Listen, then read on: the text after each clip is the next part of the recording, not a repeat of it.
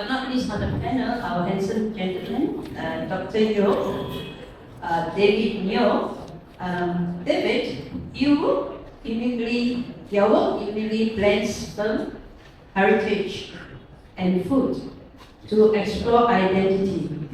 In your view, what are some of the most powerful ways Peranakan communities tell their stories today, and how do these stories change, challenge, or deepen public understanding? Please, David. Thank you very much. I have to thank Lily for inviting me to thorn among the roses and talking about Nyonya here. So thank you. I'm very privileged and honored to be here. Before I answer your question, Jenna, I think let me contextualize a little bit about the Nyonyas, which I think is quite important for you guys to kind of think about in terms of what has been shared already by the ladies here. Yeah. So this is sort of like part of the research that I've done. It's like, and just to highlight some of these points. Yeah. First of all, Nyonyas and girls are valued in Peranakan culture. Yeah, it's like unlike the Chinese, the Peranakans do not practice female infanticide. Yeah, so it's like which I think is very unique to our culture. Yeah, unlike Chinese women, Nyonyas' feet are never bound. Yeah, it's like Nyonyas are probably or were probably the first women in Southeast Asia to be educated. Yeah, it's like a lot of the Peranakan families actually employed personal tutors to actually school their daughters for the Nyonyas. Initially, I think in Chinese education, and then eventually with colonialism in Dutch and in English. So they were probably the earliest sort of like educated Southeast Asian women. And if you actually have a Nyonya marrying a Sikh, you probably find that the Nyonya is probably more educated than her husband. Yeah, it's like so these are the cultural context and the facts I think about the Peranakan culture to sort of like contextualize and think about the Nyonyas. It was the responsibility of the family to marry Nyonyas well to a good family. Often it was politically beneficial as well to expand wealth and empire. That was very much part of the culture. This is said in the Baba Patwa, so more with the south, but I believe it's also very much practiced in the north. Itan Ajayana. Yeah, so it's like when we don't sell our daughters in marriage. So part of the custom was that it's like with the duit that's actually given to the bridal family, the family will actually take a small token amount and give back the rest of the angpao to the groom's family. We just don't sell our daughters. No big dowries. No big dowries. And even though this is a derogatory term, Cucikaki Naik Ranjang, in terms of matrilocal marriages, where the groom actually goes to live with the bride or in the bride's home, many Peranakan families actually practice this, and they do this so that their daughters will get married. It's like so there is the Nyonyas are privilege and value, and they're definitely not like your Chinese women who would live under a different context, or grew up under a different context. Nyonyas don't become secondary wives. It's like they are usually primary wives, with the exception of Ganti Kite, which basically means that her sister might replace her sister when the sister has died. Yeah, as a second wife to the patriarch. And that the thinking and the logic behind that is that she will actually be raising her nieces and nephews. Yeah, it's like, so she will not actually torment them or bully them. It's like, it will be kind of like, her own blood. Yeah, it's like, and that was basically practice. And so the only exception to that was really with the Second World War. Yeah, it's like, and out of practicality, a lot of Peranakan families married their daughters quickly so that they wouldn't get raped. Yeah, it's like, in some cases, they become secondary wives, but that's really just the Second World War.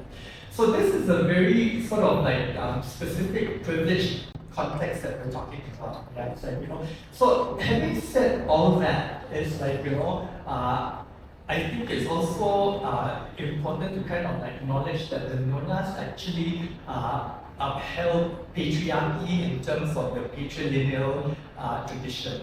Yeah, so the whole emphasis of having sons is also very important. It's like, to carry on the family's name, your turunan. It's like, and quite a lot of mother-in-laws will favor daughters involved who have sons and stuff like that. So, it's kind of complex, but I just thought it was very important to contextualize the world of the Nyonyas, like, in terms of these factual realities about our culture. Yeah? So, in going back to sort of like Janet's question, okay, so what are the powerful ways we tell our stories? I think food, without a doubt, yeah, it's like, is one of our strongest heritage. There are numerous Peranakan cookbooks. I think we all sort of like know that, which is why I basically focused on the Chipi Malakas in terms of the cookbook that I worked on, which is your Peranakan Indians. Yeah, who, in fact, I believe this is the very first cookbook that actually documents Indian Peranakan recipes. That has not been done before. Yeah, it's like, and I think we're really proud of the fact that we have actually just found out that we won a couple of awards at the Command World Cookbook Awards for the cookbook. So, yeah, so I have the book. You have Melissa also has some. You still feeling we have some at the back books to sell. Peppers.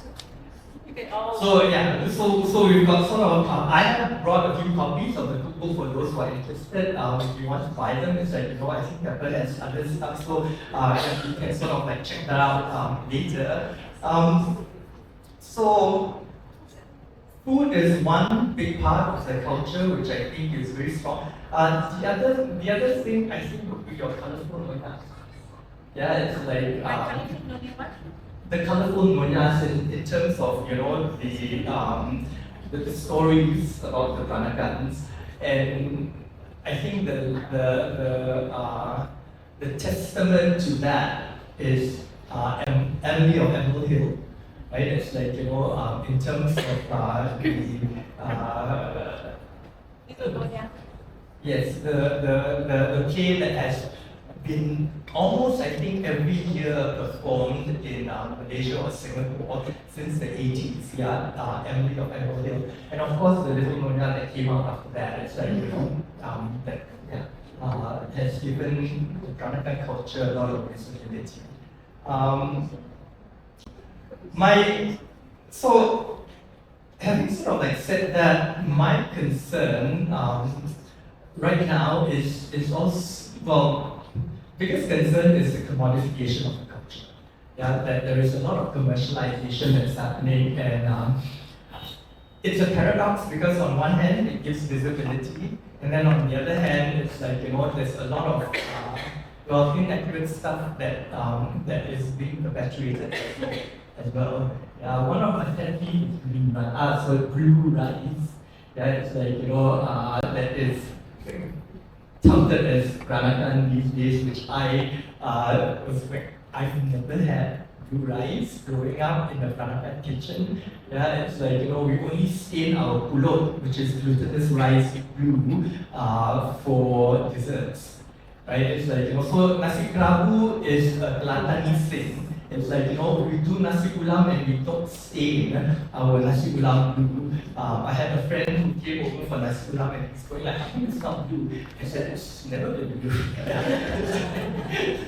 so there are things like that, that I'm worried about in terms of, what is sort of like perpetuated about the Peranakan culture and inaccuracies.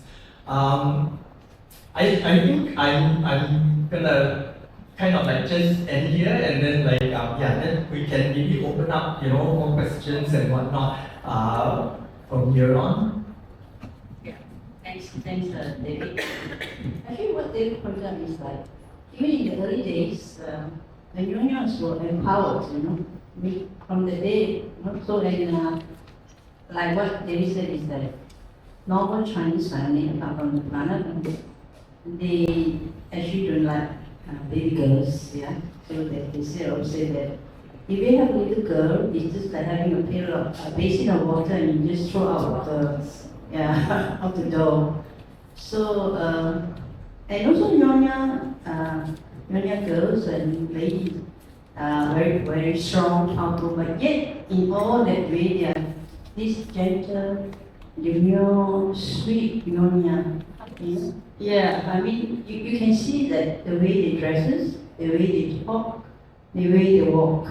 So all these things personified in their demeanor. Yeah. Can I just share something? It's like, so you talk about kurang ajar, it's like Lily. So this is my sister, the queen of retorts. Yeah, it's like she's your garang nona. It's like at a very young age, we all get scolded, right? It's like kurang ajar sekali. So my sister would say, "Lu kau tak ajar, tentulah kurang." It's like and this is also sort of, I think, a testament of your and Nonyas who are very confident of themselves.